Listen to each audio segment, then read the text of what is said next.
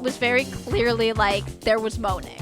There was in fact moaning. It's like my noisy neighbors. I mean, probably. I don't know. So maybe that's what it was too. It's just like boyfriend, girlfriend or something. I don't fucking know. Nope, Those two men. Two men. Two men. Whoa, hey now. Well, love is love. Love is love.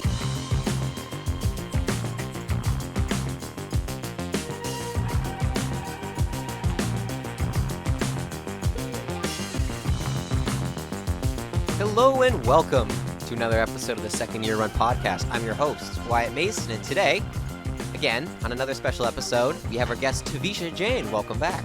Hey, I just realized this. I'm the only returning. I'm the first returning. Or did Blay do one? Blay did one, yeah. Okay. He did the ones before kind of like the winter break.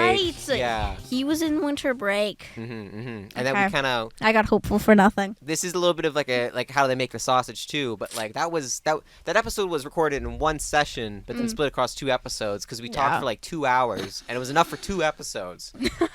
So like when we do the inevitable count of like who's been on the podcast the most, like you know what I mean? Yeah. I feel like Blay's still like he's still up there, but you might be coming up next. Yeah. You don't know. At any rate, though, in our television and video production program, we have just recently wrapped Woo! all of the short film productions. There's 4 short films. All 4 of them are finished. Yeah. I believe yours was the last one to wrap. Yes, we were. Satan on set. Yeah, absolutely. That was crazy. That was like because we might have wrapped last, but it's because we had to do so much setup in that beginning. So we, for those who don't know, we built our set in Studio One. We had to find the furniture, and we had to find the props, and we had to find wallpaper made out of like cardboardy paper, and put up those flats, and paint them, and get up those stupid lights, which was my job.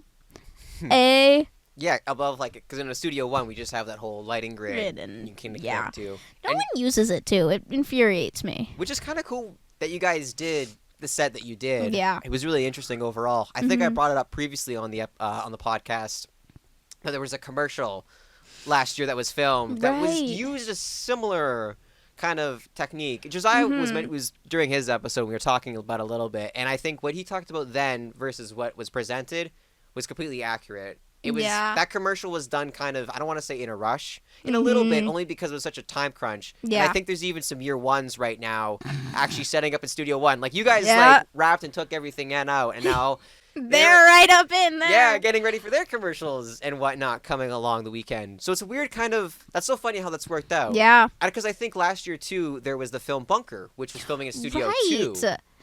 Yeah, no, but I don't remember. See where I'm going with this? Isn't it weird how that like kind of happens? Yeah, I know. Like 2 sets a year. Yeah, no, right now they're fucking doing their scene recreation. Sorry. Oh, is that what they're it is? fucking setting up flats and doing lighting for a scene recreation. I'm gonna be on my own and talk to a bunch of first years that I never talked to before because I need new voices in my ears. Yeah, right. Especially because it's been like the same people for like how many weeks now? 6 weeks? 3 weeks? Not 3 weeks, more. Way more than that because we started in January, right? It's been at least. For some people, maybe even a little bit sooner because of December, I think, is when the production groups got made. Yeah. No, and, I was luckily paired up with, like, some great fucking people, 2 of which are my friends.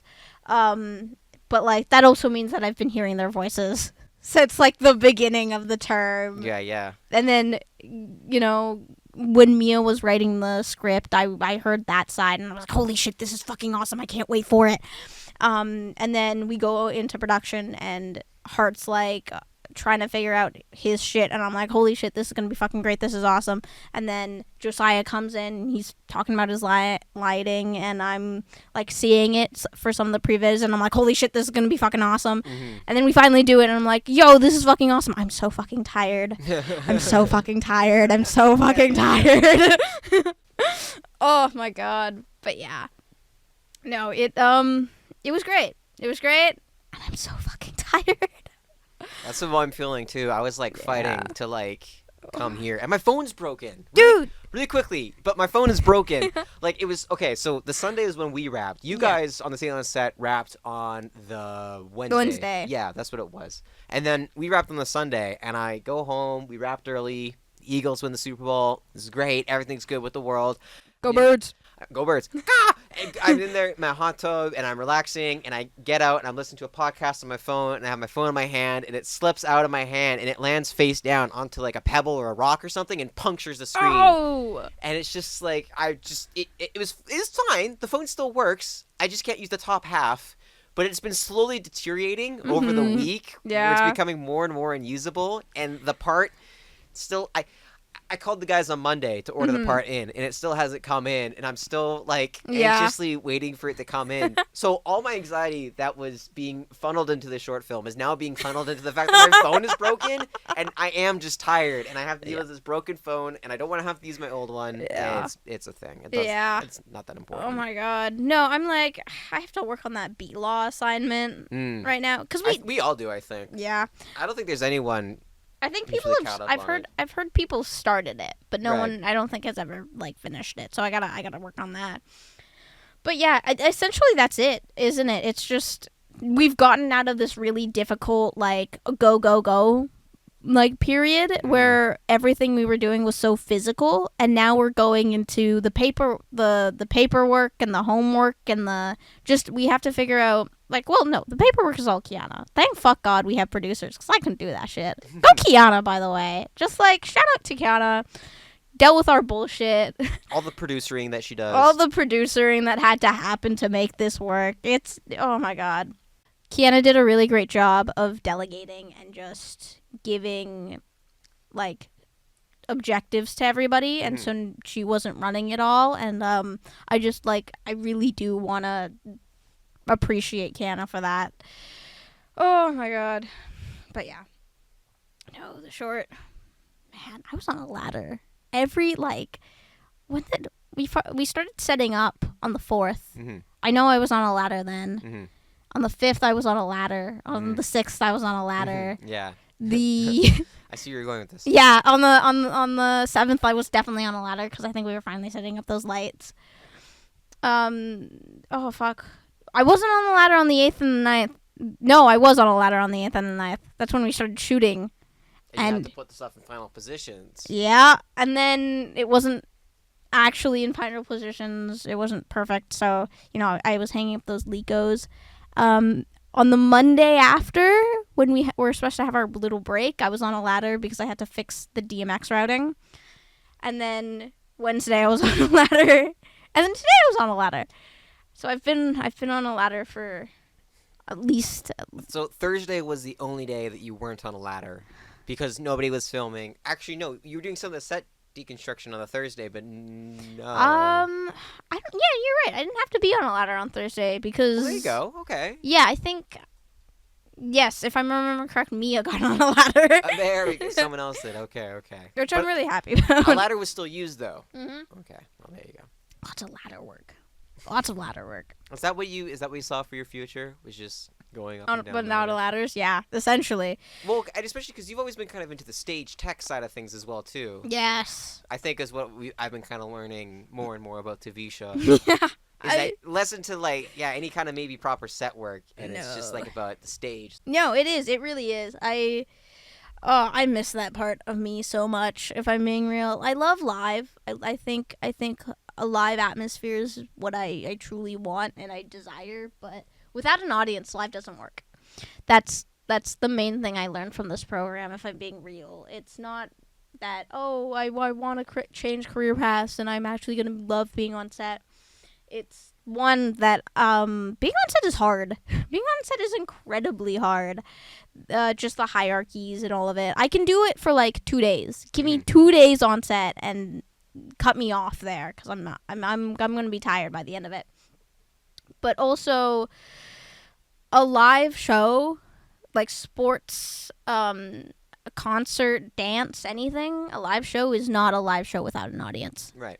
And I love doing it, but I love it because there's an audience giving me feedback, pumping me up, pumping the actors up. Everybody gets energy from the audience because they're like, holy shit. And then we get to be like, thank God. You know, it just, everything else kind of sucks. I mean this generally too, but there's a very performer's way of looking at it. And I say that as someone who likes acting and all that jazz.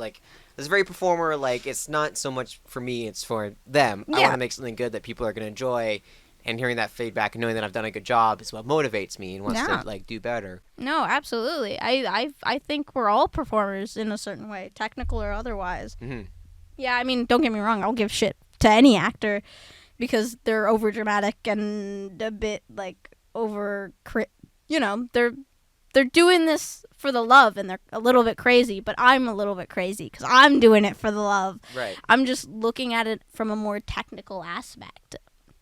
And that, it doesn't matter who you are. You're a director. You want your audience to be happy. You're a writer. You're trying to make your audience feel things. Mm-hmm.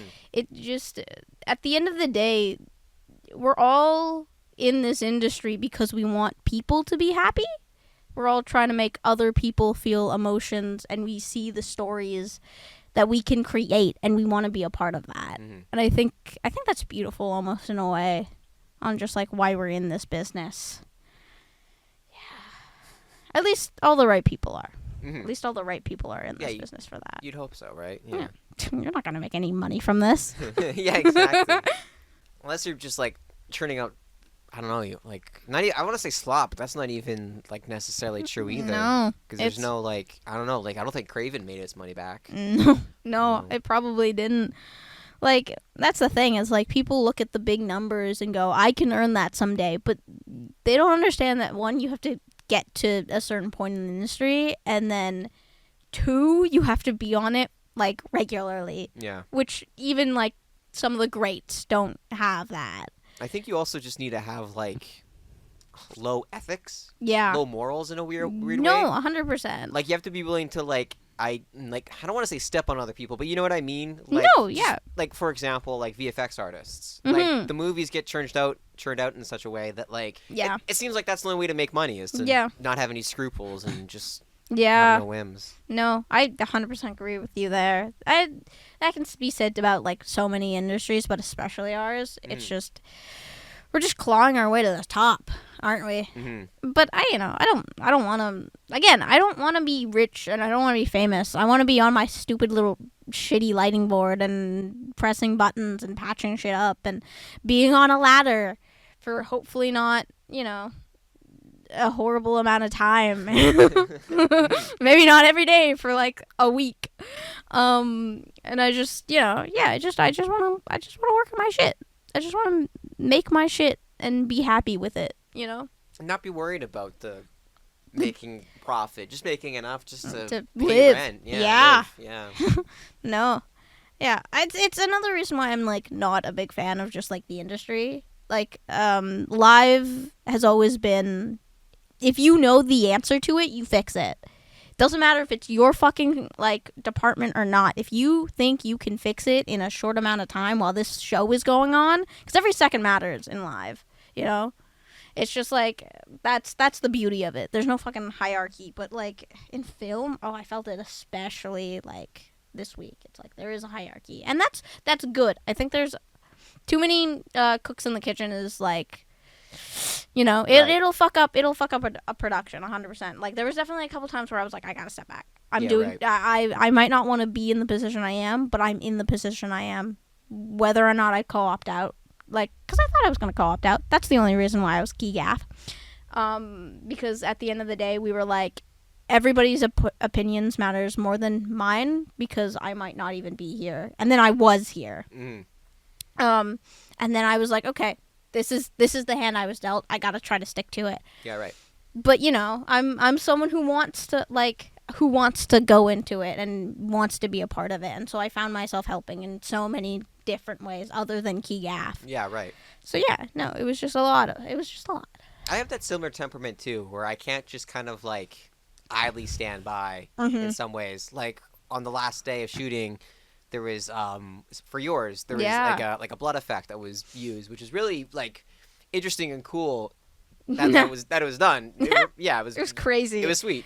But then there was just the thing though of that they he just Hart wanted more blood because he's a fucking monster. Of course he does. He's making a horror film, of course. It was just this thing though where like you couldn't necessarily see it because of the way that like the effect was being done through the tube, it was all kind of like sinking right into this carpet that was underneath him. So it wasn't properly spreading out. So you couldn't see all of it. But then I just like basically was there as like either grip or like behind the scenes, if you want to call me that, because I was doing stills with I had my film camera. But I was kind of there on the set, and I was watching him kind of figure out how to solve this problem.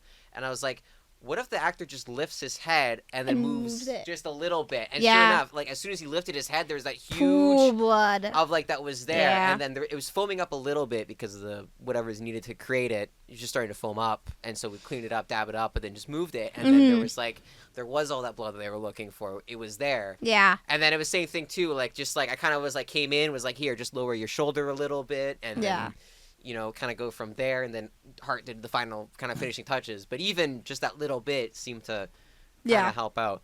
I think that's really interesting about films that I like about it.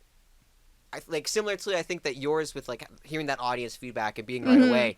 I love hearing that immediate feedback on like an idea of being able to come in and say, well, what about this? And someone going, oh, yeah, okay, we could do that. Because even on my set when I was working on, I think that kind of happened a couple of times. I think it is important to listen to everyone's input and feedback. And you're right, though. Too many cooks absolutely can ruin a stew. But I think if you're, like, the chef and you have, some input, you have somebody coming by and testing the stew and saying, here, maybe add a little bit of Parmesan or add a little bit, not Parmesan, sorry, I was thinking Pepper. I was thinking of paprika. Add a little bit of paprika, add a little bit of garlic or whatever, it's going to maybe just add to the stew. Yeah. And make it a little bit of a better one. Yeah. No, I don't know. I think it's really interesting. I think we see things the same way, but we've come to a different result. Right, yeah. And that's human. That's just human nature, which is, again, what we're in. We're just in the fucking industry of telling human stories and trying to get every moment we can, right? Mm-hmm. And I think that's, like, another thing, too, with what you mentioned, is that seeing the same thing but different results. Yeah. Which is what the communication, I think, sometimes happens on these sets, too, is that people have the same idea of what they want and what they get out of it, but then the executing on the idea is, like, sometimes the tricky part. Yeah. Which is... I stumbled across that with this on my side of things. Yeah. Just like we have a similar idea of what we want to do, but there's a little bit of disconnect on how we think we should accomplish it. Yeah. No, 100%. That was... I know everybody had like a moment. I think if you're not having those moments, you're not listening to your crew enough. Right. I mean, yeah, because there was definitely... I was like hearing everybody's, like, especially with the writing, because we jumped a lot from our script. We went from horror, demons, there's something in the camera, holy fucking shit, there's something in the camera, to this one guy is an awful person, and maybe that's the horror in it, just human nature, which I think was a crazy, like, it made everything easier, but it was such a big twist. Every single one of us wanted the same outcome, for this movie to be great. And I think it was. I think we really got there. I think, like, Josiah, I know I'm just, like, shouting out people, but Josiah's lighting is fucking crazy. It is, yeah. On that set, like, oh, my God. I agree. Oh, my God. Working with the guy previously, 100%. No, Josiah was chosen by our writer and director, and you know why. For good reason, yeah. You know why. He's sick at, like, oh, my God. I think also, so like, just out of kind of like the sort of the tones of all the different movies, like the one I'm working on is a bit more of a comedy, so lighting is important, but different style for sure, with different requirements. Then we have, something that's more of a bit of a family drama, with Bitter Melon, which is also, lighting is important, but in different ways. Yeah. And especially around like the food, and there's a learning there. And then you have Kill Kill Love, which is very actiony and kind of not thriller. I don't know what else to call it, but I'll just say even like a little bit comedic as well too. I've been referring it to like a drama comedy. Wait, no, hold on. Sorry, wait. Can I get into this real quick? Yes. About the word fucking dramedy? Oh, no, we've talked about this. Yeah, no, go. I don't think we mentioned the podcast before, but no. I hate that word. I hate dramedy as a new genre so much. I think it's bullshit. Yeah. I think it is. It's like having your cake and eating it scenario. It's stupid, okay? Yeah. Because what it tells to me, okay, now listen, guys, I get it. I get it. Okay, I know what it's about. I know why people call it a dramedy. Okay, because there's a lot of serious moments, but then there's also a lot of comedic moments. But what I'm saying is that's two sides of the same coin. That you can't necessarily have a comedy without drama, and you can't have a drama without some comedy. Like, I think it's innate in both sides. Yeah. I mean, we learned about this, the rise and fall. Yeah, exactly, right? So I think it's like, and I also think it's better for just character development as well, too. If a comedy movie, you have a little bit of drama that comes up between two characters. Like Planes, Trains, and Automobiles with, like, between John Candy and Steve Martin, right? Yeah. There's, like, it's a comedy movie, but the comedy's coming from the tension between the two guys. So there's innately drama in that. Yeah. The problem I have with the word dramedy is that it's basically replaced the word black comedy in a way. Like, something that was just maybe not so light and jovial. It was a bit darker. It was a bit more mysterious. Like, maybe this isn't necessarily a great example, but one of my favorites that I really like is This Is the End, which is basically an apocalypse movie. It's a very dark and depressing movie with these Hollywood actors playing portrayals of themselves. And I would say it's black comedy because there's a lot of fucking messed up shit that, like, kind of happens in that one. Like, there's a lot of stuff that happens. Okay. But then I feel like some people would call it maybe a dramedy because there is some dramatic elements to it. I don't know. I just think it's a bad word. I think it's like the filmmakers themselves couldn't decide whether they wanted to make a comedy movie or a drama movie. So they split the difference and just said, fuck it. You know what they should be called instead? If we're doing the dramedy method, they should be called comas. Comas. Comedic dramas. Okay. And you know why? Because they also put me into a coma, okay? like the coma. And that's the thing, too, because you're not trying to make it funny. Yeah. It's about as funny as a coma. You know what I'm saying? Like, I think that's what we need to get rid of the word dramedy and call it a coma instead. This is what I'm saying. Okay. This is like my whole thing with, like, we should get rid of the word straight. We should just replace it with, like, lesbian and gay. And it's just, like, if you like lesbians, it's because you like feminine-presenting people. If you're gay, it's because you like masculine-presenting people. Yes. If you like the binary of the two, you like the defined things, you're bisexual. Pansexual means that you're attracted to anyone, regardless if they fit into a binary description or not. Listen, guys, I'm future forward, okay? I'm really thinking, like, we should. Yeah. But nobody believes me. Anyways. No, I especially with, like, the getting rid of, I do agree with getting rid of the straight word. Because, like, it feels like we've defaulted to something that, like theoretically, like, okay, I think the default should be bisexual. Sure. Because that makes sense, right? You like the two binary things that exist. And by the way, and also, the idea that bisexual doesn't mean bi as in two, but bi as in binary. Like, that's a very easy pivot that we can go towards. Yes, dude, I actually really like that. Oh, my God. It makes sense, especially when you have the identity of non-binary. So that means that's fine. A bisexual person just happens to like the binary definitions, whether you've had any surgeries. It's just based on how you present yourself, whether it be feminine or masculine. Yeah, and then taking away, like you aren't male or female. You are either feminine presenting or masculine presenting. I like that. And while we still have defined sexes based on just, like, general, like, you know, chromosomes and, like, genetics and whatnot, we have defined sexes. Because the other thing, too, is that sexes are sometimes more at risk for certain illnesses just based off of that. Yeah. So we're not getting rid of the idea of, like, two sexes like that. It's just that we're pivoting. Yeah. We're in the 21st century. We can pivot.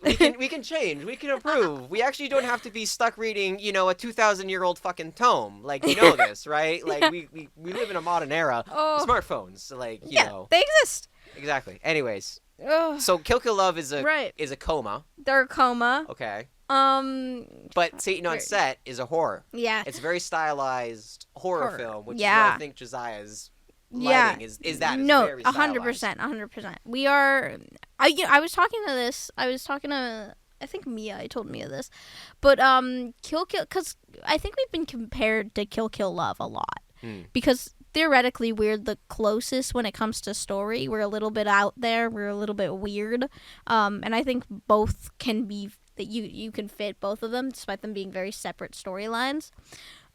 They could exist in a similar kind of like double feature grindhouse type of you got it.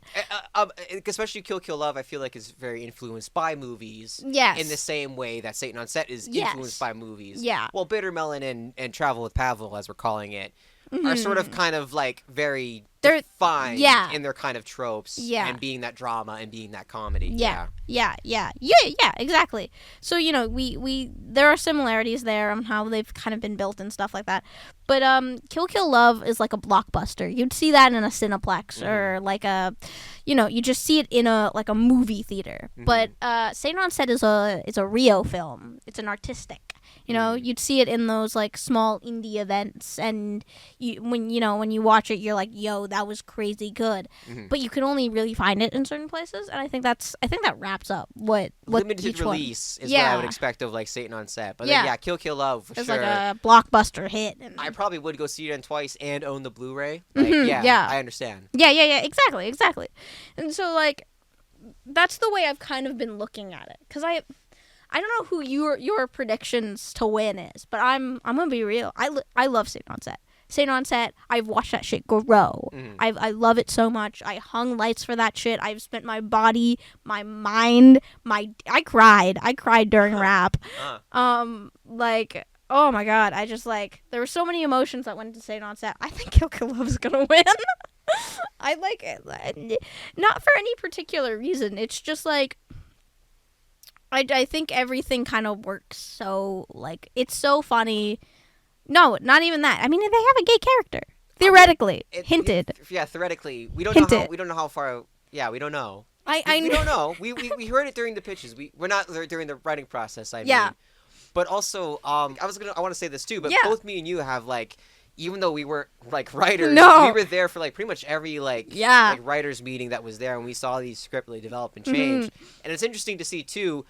I thought I was pretty familiar with the Satan on Set script, but then all the changes it has gone through. Same thing with like, you know, Travel with Pavel, Kill Kill Love, Bitter Melon. There's been all these changes that we don't know about. So it's kind of exciting to see.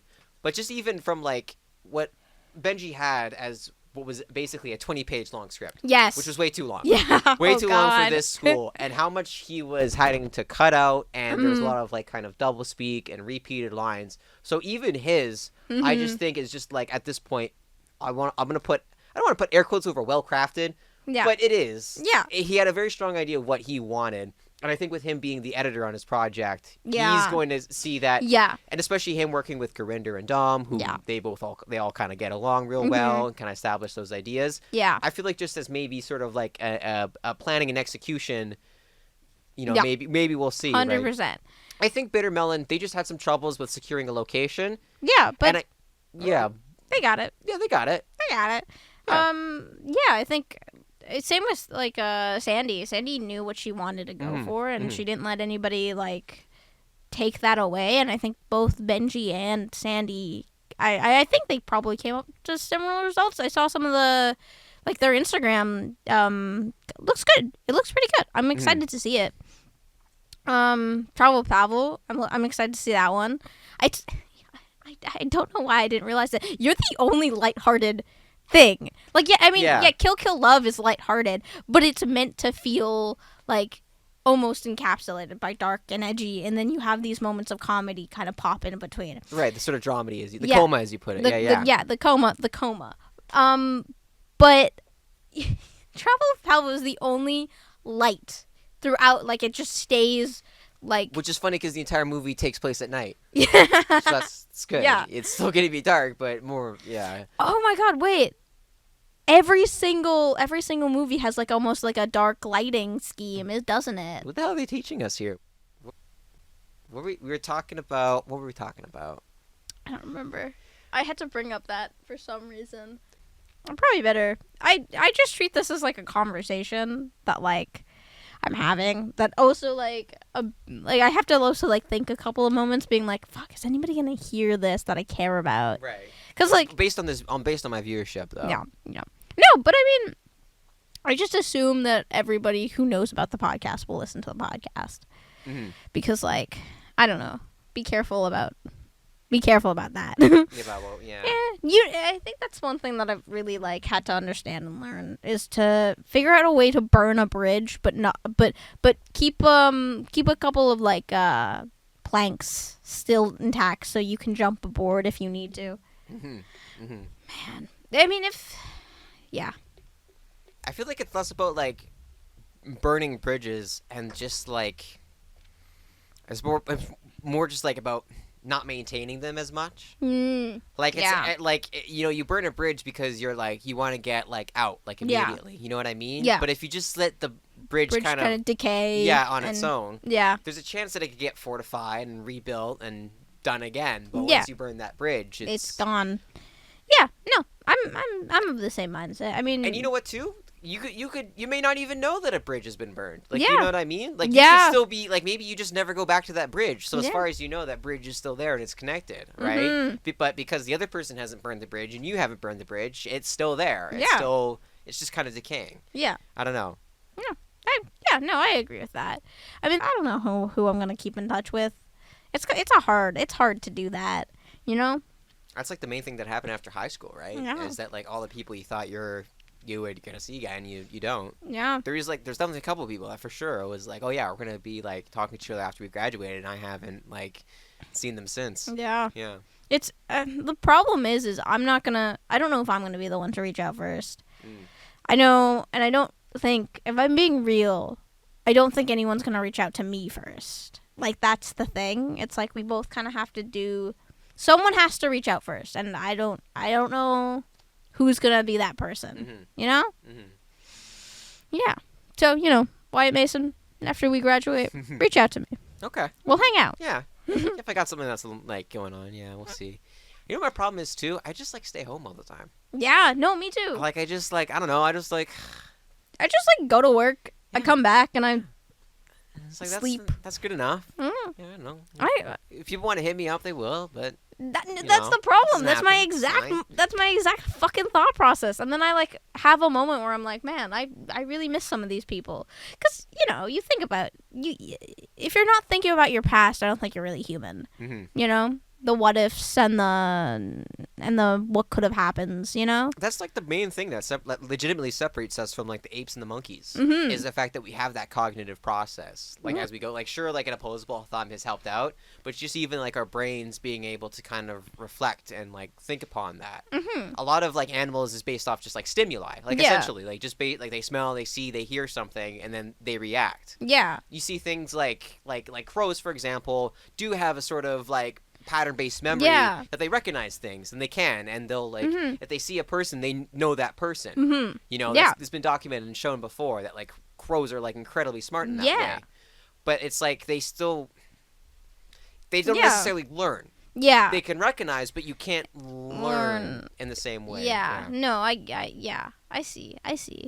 Yeah, I mean, our ability to learn is pretty kind of it's kind of awesome, just as humans. I don't know. It's what's interesting to me though is when people don't want to learn. Yeah.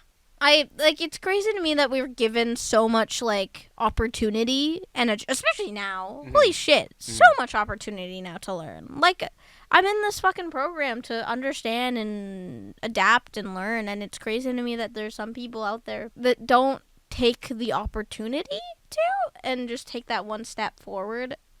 And that's okay. Like, I mean, if you don't want to do it, that's your business. But I don't understand. There's a certain point where I'm like, come on. Like, why don't you? Yeah. Like, what is it that you think is so different about you that you just don't think you have to, right? Yeah. Or just, like, the refusal to, you know? Like, I've known people in my past that, like, that almost take a approach where they think they can't learn. But it's like, yes, you can. You are learning every moment of every single day about new things. Every day you are learning something. Why can't you learn now about this thing? And then, it's just the acceptance of, yeah, you can learn, but you don't want to, and so you refuse to. Like, I have, like, people, like, just from, like, working customer service, people who just, like, don't understand technology. Yeah. And the thing that they just, like, sometimes brought up was that, like, oh, I was never, like, taught computers or whatever. And I was like, I don't know how true that is. Yeah. Like, I wasn't taught computers, but I'm one of the people that are very, I think you and me, and there's a couple of others in this program that are very technically sound. Well, in elementary school, we did have a computer lab. Like, I remember early in elementary school, we had computer classes where, we had, like, a bunch of, like, the Macintoshes, and we'd go in there and just, like, kind of get used to it.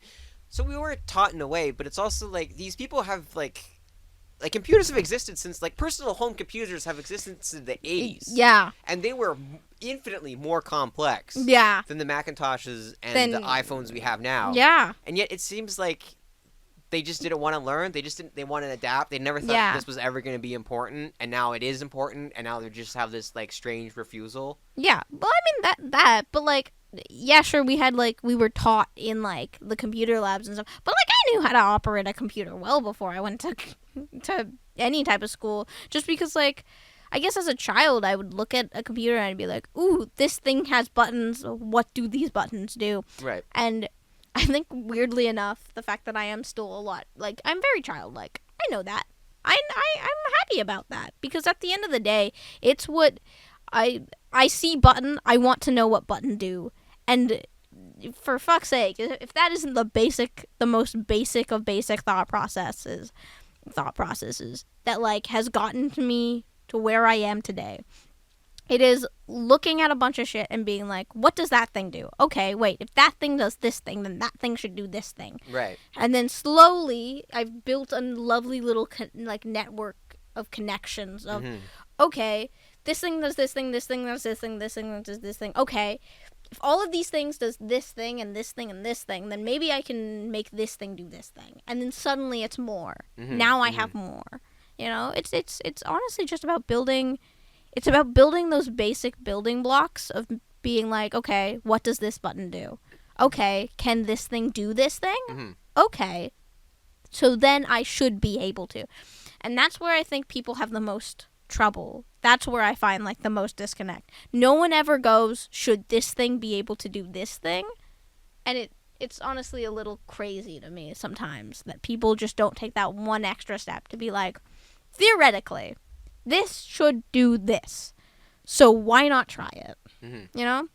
Like, yeah, sure, things might break, but, like, I don't know if you feel this way, but, like, I've learned that, like, yeah, sure, things might break, but the possibility of it, we're so fucking, like, in this technical engineering world that the idea that I break things to the point where they're permanent is, like, 1 in 20. Realistically, I feel like that's a genuine fear that, like, people sometimes have when using technology, that they're gonna break it somehow. Yeah. But, like, no, you're right. Like, most, like, these things are pretty, like, certified to just, like, work. Yeah. I'd say the one thing, and I saw it happen with my own eyes, that didn't work was just straight up, like, the Xbox Series S. My grandparents, they got one because they wanted to play some video games and just play it together and enjoy, like, whatever. And so they went to go purchase a game, and they're confused on why they couldn't, like, just, like purchase it at first. And they asked me to come over, and I was like, that should be as simple as all hell. I've done it 1,000 times. I'm not sure where the disconnect is. So I come over, and I walk them through, help them sign in, and then I watch this with my own eyes. They go to the thing and hit, like, you know, purchase, buy, whatever it is, right? Yeah. And it straight up just, like, kicks them out somehow. And I'm just like, what the fuck? And it didn't, like, do it. So I'm like, yeah, go back again. And then the second time, it just worked. And I'm like... So, like, nothing they did seemed to have been their fault, but, like, the computer, the machine, the video game console just didn't want to cooperate and work. And it happened, like, 3 times. Like, as they were, like, trying to, like, buy this, like, racing game or whatever. Like, it was so weird to watch it happen in live like that, where it's, like 10 years ago, I would have easily said that any piece of technology you had was probably well built, well made, well programmed, well put together, that you could buy it and it would work. But now, honestly, with the state of technology... I don't know about that. Windows 11 is, like, disastrous. Fuck, it's like it's crazy. Like, and I'm not even, like, a big, like, you know, hater or anything. It's just I'm on the same thing. It's like Windows 11 is just not. Oh my god. No, I don't know. It feels like, well, now it just feels like almost purposeful, you know? Like, because you know phones, and, like, there are definitely, like, phones, like, out there. Not yours specifically, but, like, a lot of Apple phones, they are meant to disintegrate. The battery is meant to fucking, like, die at a certain point, and that is because at the end of the day, if you have a great battery that lasts forever, guess what? They won't make any money. So they need to... you won't buy a new phone, Yeah, because I don't need a new phone, but guess what? They need you to buy a new phone. And so it becomes this vicious cycle of you buying a phone, the battery disintegrates, you buy a new phone, the battery disintegrates, and you buy a new... It just keeps going. Mm-hmm. And so, like, that's, like, the one thing with technology is, like, sometimes it's not my fault. And that's something I've had to learn over time, where it's just, like, almost 90% of the time it will be my fault. But that 10%, take good care of it, like, look at it for, like, a decent hot second. And if you don't understand why it fucked up, then maybe it wasn't your fault and figure out what went wrong. Mm-hmm. Like, that's a really big thing that I think I've learned with technology. It's not that hard. It's not hard. I don't think technology is hard. It's just your thought process. And the people who are good with technology and the people who aren't good with technology, you can see the disconnect with them. Mm-hmm. You know, it's like I've discovered that, like, if I can get along with anybody, it's people that are good with technology, because they will realize and they will understand eventually. And that just goes with anything, not even just technology. They will figure out and they will problem solve in their real life, versus people who are bad with technology and they just kind of stay in the same place, not knowing where to look. I don't know. Mm-hmm. Is that a crazy philosophy? I think I'm right. It's just that ability, to, like, troubleshoot and, like, Yeah. be self-aware. And, Yeah. like we were kind of talking about, learn. Yeah. It's just that capacity and that kind of intelligence, I guess. Yeah. No. I don't know. That's like... Yeah, I don't know. I'm, like, realizing that, like... Oh, God. Maybe this is just, like, a really deep moment for me. We did just finish rapping, so I'm like, oh, God. The world is different. I am different. The way I look at things is different. You know? The amount of homework that I now have to do is different. Oh, fuck. I went from, like, not giving a fuck about anything to be like, shit, now I have to do all of this, so... What is this? I'm reaping what I'm sowing? God damn it. Fuck. Me when I'm sowing. Oh, yeah, this is great. Me when I'm reaping. Oh, what the fuck? Anyways. Well, me and Tvisha need to get started on our homework. Yeah, we do. So I want to thank all of you. Well, I want to thank Tvisha for coming back on for another episode of the podcast. Thank you so much. This was like a last minute thing, and I loved it. Yeah, exactly. Usually how they work out. But I also want to thank you for listening to another episode of the Second Year Run podcast, and I hope you have a good rest of the day, wherever that might be.